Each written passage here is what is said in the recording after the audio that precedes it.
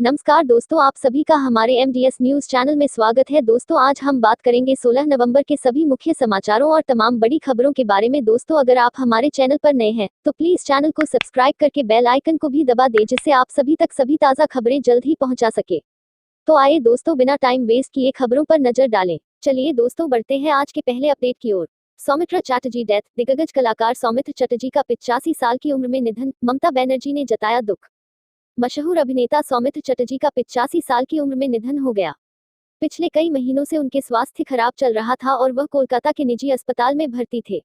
वह अक्टूबर की शुरुआत में कोरोना वायरस से संक्रमित हो गए थे। 5 अक्टूबर को उनकी कोरोना पॉजिटिव रिपोर्ट आई थी। हालात बिगड़ने पर उन्हें आईसीयू में रखा गया था, जिसके बाद भी उनकी हालत में सुधार नहीं हुआ। इसके बाद उन्हें लाइफ सपोर्ट सिस्टम पर रखा गया। अस्पताल में रहने के दौरान उनकी न्यूरोलॉजिकल हालत सबसे ज्यादा खराब हुई है। पिछले 48 घंटे में उनकी तबीयत और खराब हो गई।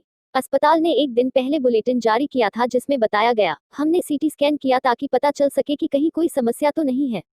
हमने एक ईईजी किया था, लेकिन उनके मस्तिष्क के भीतर बहुत कम गतिविधि हो रही है। उनकी हृदय गति अधिक हो गई थी, लेकिन नियंत्रित हो गई। उनकी ऑक्सीजन की आवश्यकता बढ़ गई है और उनके गुर्दे भी ठीक से काम नहीं कर रहे हैं। वह अब वैकल्पिक डायलिसिस पर है। विराट कोहली को लेकर एक बहुत बड़ा अपडेट सामने आया है। कांग्रेस नेता उदित राज ने भारतीय कप्तान विराट कोहली के लिए किया आपत्तिजनक भाषा का इस्तेमाल, कही यह बात। कांग्रेस के वरिष्ठ नेता और पूर्व सांसद उदित राज ने भारतीय क्रिकेट कप्तान को लेकर बड़ा विवादित बयान दे दिया है। उदित राज ने विराट कोहली को अनुष्का शर्मा का कुत्ता कह दिया है, जिसे लेकर सोशल मीडिया पर उनकी काफी आलोचना हो रही है। उदित राज ने ट्वीट करते हुए लिखा है कि अनुष्का को अपने कुत्ते विराट कोहली को संभालने की जरूरत नहीं है। कुत्ता से ज्यादा वफादार कोई नहीं। कोहली ने तुम लुच्चे, लफंगों और मूर्खों को सीख दी थी कि प्रदूषण से मानवता खतरे में है। तुम लोगों का डीएनए चेक कराना पड़ेगा कि तुम यहाँ के मूल निवासी हो कि नहीं। दरअसल विराट कोहली ने एक वीडियो ट्वीट करते हुए देशवासियों को दिवाली की शुभकामनाएं दी, जिसके साथ ही उन्होंने देशवासियों से बढ़ते प्रदूषण को रोकने के लिए पटाखे नहीं चलाने की अपील की थी। अयोध्या से एक बहुत बड़ा अपडेट सामने आया है। अयोध्या, दियो से राम लिखकर मुस्लिम समुदाय ने मनाई दिवाली। जिला पंचायत सदस्य बोले, राम हमारे पूर्वज। अयोध्या का दीपोत्सव सभी ने देखा, अब रामनगरी की दीपावली का भी एक रंग देख लीजिए।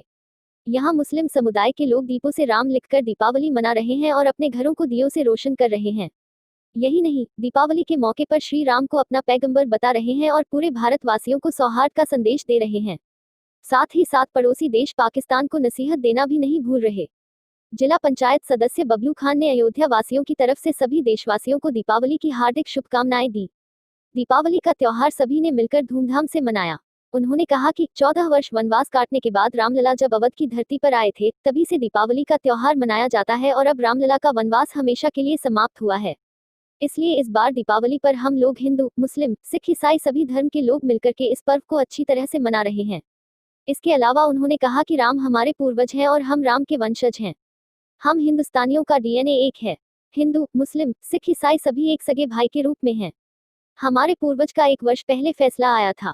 अब राम मंदिर का निर्माण भी हो रहा है और बहुत जल्द राम लला अपने मंदिर में विराजमान होने जा रहे हैं। दिल्ली से बड़ा अपडेट सामने आया है।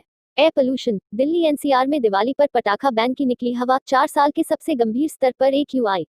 राजधानी दिल्ली और आसपास के इलाकों में दिल्ली एनसीआर एक्यूआई पटाखों पर लगा बैन दिवाली के मौके पर बेमानी दिखा, जहां कई लोग पटाखे फोड़ते दिखे। इस कारण दिल्ली का वायु प्रदूषण का स्तर गंभीर श्रेणी में 414 तक पहुंच गया। हालांकि रविवार को दोपहर बाद हल्की बारिश हो सकती है, जिस कारण हालात थोड़े सुधरने के अनुमान हैं। वहीं हवा का रुख भी दक्षिण पूर्व की दिशा में मुड़ने का अनुमान है, जिससे पराली जलाने से उठा धुएं के असर से शहर को थोड़ी मिल सकती है। दिवाली के मौके पर शहर में वर्ष 2016 के बाद हवा की गुणवत्ता एक्यूआई का यह सबसे खराब स्तर है। वहीं पिछले साल दिवाली की अगर बात करें तो 27 अक्टूबर को यहां 24 घंटे का औसत एक्यूआई 337 रहा था। वहीं अगले 2 दिन यहां औसतन 368 और 400 के स्तर पर रहा। इस कारण दिवाली के अगले 3 दिनों तक वायु की गुणवत्ता गंभीर श्रेणी में ही रही। वायु प्रदूषण के मामले में पिछले 4 वर्षों का रिकॉर्ड देखें तो वर्ष 2018 इस मामले में कम गंभीर रहा था। उस वर्ष दिवाली पर 24 घंटे का औसत एक्यूआई 281 पर था। हालांकि अगले दिन यह और बिगड़ गया और एक्यूआई 390 पर जा पहुंचा था। वही वर्ष 2017 में दिल्ली का 24 घंटे का औसत एक्यूआई 319 पर बना रहा था, जो कि काफी गंभीर स्थिति थी। इससे पहले सफर का आकलन था कि यदि दिवाली पर पटाखे नहीं जलाए गए तो दिल्ली की हवा में PM 2.5 कणों की मात्रा पिछले 4 साल के मुकाबले सबसे कम रह सकती है। भारत मौसम विज्ञान विभाग आईएमडी की ओर से कहा गया है कि इस साल दिवाली के बाद पश्चिमी विक्षोभ के कारण हवा की गति बढ़ने से दिल्ली एनसीआर में वायु गुणवत्ता में सुधार होने के आसार हैं। इसी बीच एक बहुत बड़ी धोखाधड़ी की खबर सामने आई है। बेंगलुरु में 200 करोड़ रुपए के जीएसटी धोखाधड़ी का भंडाफोड़, 4 गिरफ्तार। पिछले कुछ हफ्तों में 200 करोड़ रुपए से अधिक के अलग अलग मामलों में कर की हेराफेरी करने वाले 4 लोगों को गिरफ्तार किया गया है। उन्होंने कथित तौर पर कुछ वर्षों में 1000 करोड़ रुपए की फर्जी सेवाओं के लिए चीनी लोगों सहित बहुराष्ट्रीय कंपनियों के लिए नकली चालान बनाए। यह हाल के दिनों में जीएसटी इंटेलिजेंस महानिदेशालय की बेंगलुरु जोनल इकाई द्वारा शहर में भंडाफोड़ किए गए जीएसटी फ्रॉड के बड़े मामलों में से एक है। 500 करोड़ रुपए के बनाए फर्जी चालान। मुंबई स्थित चीनी फर्मों सहित कई जगहों पर छापे मारे गए और फर्जी इनपुट टैक्स क्रेडिट आईटीसी से संबंधित दस्तावेज जब्त किए गए। कुल कर धोखाधड़ी की गणना अभी भी जारी है। खुफिया विंग के सूत्रों ने कहा कि दिल्ली के कमलेश मिश्रा ने फर्जी फर्मों के नाम पर 500 करोड़ रुपए के फर्जी चालान बनाए। कमलेश मिश्रा ने देश भर के गरीब व्यक्तियों के नाम से 23 कंपनियां बनाई, जिनमें बेंगलुरु के कुछ ऐसे भी थे जिनके पास पैन और आधार कार्ड था। एक अधिकारी ने कहा, उन्होंने अपने दस्तावेजों का उपयोग करने के लिए अपने नाम से कंपनियों को शुरू करने के लिए 80 करोड़ रुपए के नकली चालान बनाए। कमलेश मिश्रा ने दिखाया कि उन्होंने अपनी काल्पनिक फर्मों में उच्च लाभ के लिए उत्पाद बेचे और उन्हें बिलों से छूट और बड़े ऋण प्राप्त करने में मदद करने के लिए एक बड़े कारोबार का अनुमान लगाया। बेंगलुरु के एक अधिकारी ने कहा, हमने छापेमारी की और उन लोगों की पहचान की जिन्होंने मिश्रा को फर्जी कंपनियों में निदेशक बनाया। जीएसटी धोखाधड़ी का पता लगाने के बाद हमने उन्हें गिरफ्तार किया। बिहार से बड़ा अपडेट। बिहार में नई सरकार की गठन में फंसा पेंच, बीजेपी जेडीयू में अभी तक इस पर नहीं बन पाई है सहमति। बिहार में नई सरकार की गठन के लिए बैठकों का दौर जारी है। सब कुछ ठीक रहा तो आज नीतीश कुमार के मुख्यमंत्री बनाने पर अंतिम मुहर लग जाएगा और यह भी फैसला हो जाएगा कि नीतीश कुमार कब यानी किस दिन 7वीं बार मुख्यमंत्री पद की लेंगे। लेकिन यह सब इतना भी आसान नहीं है। दरअसल विधानसभा अध्यक्ष पद को लेकर भाजपा जदयू में पेंच फंस गया है। बीजेपी और जेडीयू दोनों अध्यक्ष पद को लेकर अड़े हैं। बीजेपी चाहती है कि इस बार स्पीकर पद उसको मिले, लेकिन जेडीयू का कहना है कि जब से एनडीए की सरकार बनी तब से उनका ही विधानसभा अध्यक्ष रहा है। ऐसे में इस बार भी उसी का स्पीकर होना चाहिए। वहीं बीजेपी का कहना है कि जेडीयू का सीएम तो उनका विधानसभा अध्यक्ष होना चाहिए। आपको बता दें कि 2005 से लेकर 2020 तक जदयू का ही स्पीकर रहा है। इस बार भी नीतीश कुमार चाहते हैं कि पहले की तरह विधानसभा अध्यक्ष की कुर्सी उनकी पार्टी के पास ही रहे। फिलहाल विजय कुमार चौधरी विधानसभा अध्यक्ष हैं और नीतीश कुमार उन्हें इस पद पर बनाए रखना चाहते हैं। दरअसल विधानसभा में स्पीकर की भूमिका अहम होती है और जिस पार्टी का विधानसभा अध्यक्ष होता है उसे अप्रत्यक्ष तौर काफी फायदा मिलता है। चूंकि किसी भी दल को पूर्ण बहुमत नहीं मिला है, ऐसे में विधानसभा अध्यक्ष की कुर्सी अहम हो जाती है। आपको बता दें कि 2020 विधानसभा चुनाव के नतीजे आने के बाद ऐसा पहली बार हुआ है जब 74 सीटें जीतकर बीजेपी बड़ी पार्टी बन गई है और नीतीश कुमार की जनता दल यूनाइटेड 43 सीट जीतकर छोटे भाई की भूमिका में आ चुकी है। ऐसे में सवाल उठता है कि क्या बीजेपी मुख्यमंत्री पद के साथ साथ जेडीयू अध्यक्ष पद भी देने के लिए तैयार हो जाएगी। चलिए दोस्तों, नजर डालें कोरोना आंकड़ों की ओर। देश में कोरोना के 41,000 से अधिक नए मामले, संक्रमितों का आंकड़ा 88 लाख के पार। देश में रविवार को कोरोना वायरस कोविड-19 महामारी के 41,100 नए मामले सामने आए हैं। लेकिन राहत की इस बात यह रही, इस दौरान 42,156 लोगों ने इस बीमारी को मात दी। नए मामले सामने आने से देश में संक्रमित लोगों की संख्या 88.14 लाख से अधिक हो गई। लेकिन राहत की बात यह है कि सक्रिय मामलों की संख्या घटकर 4.79 लाख रह गई।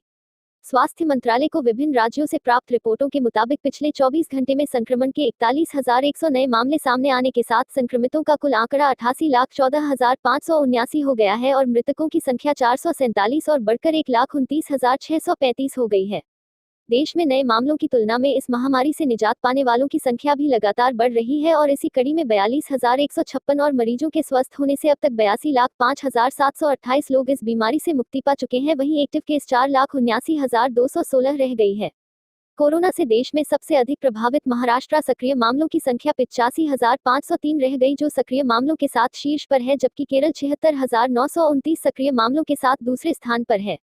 दिल्ली 44,456 सक्रिय मामलों के साथ तीसरे, पश्चिम बंगाल 30,792 मामलों के साथ चौथे स्थान पर है, जबकि कर्नाटक अब 27,965 मामलों के साथ 5वें स्थान पर है। भारतीय अर्थव्यवस्था को लेकर बड़ी खबर सामने आई है। भारतीय अर्थव्यवस्था में उम्मीद से बेहतर रिकवरी, आरबीआई के लिए महंगाई बनी समस्या, ऑक्सफोर्ड इकोनॉमिक्स। भारतीय अर्थव्यवस्था में उम्मीद से बेहतर रिकवरी देखने को मिल रही है और संभव है कि भारतीय रिजर्व बैंक ब्याज दरें घटाने के अंतिम छोर पर खड़ा हो। ऑक्सफोर्ड इकोनॉमिक्स ने अपने वैश्विक अनुमान में भारतीय अर्थव्यवस्था को लेकर यह बात कही है।